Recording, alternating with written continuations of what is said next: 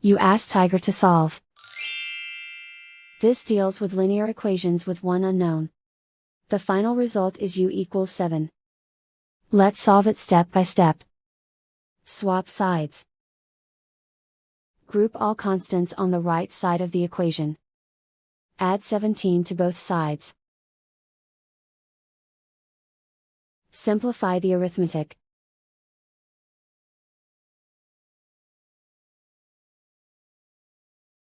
Isolate the u. Divide both sides by 3. Simplify the fraction.